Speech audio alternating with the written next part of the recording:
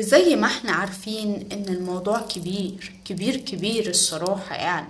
انا اكتشفت ان الكروس باك والباك باك مش افتكاسة جديدة ولا حاجة خالص، وان اصلهم من الحضارة المصرية القديمة.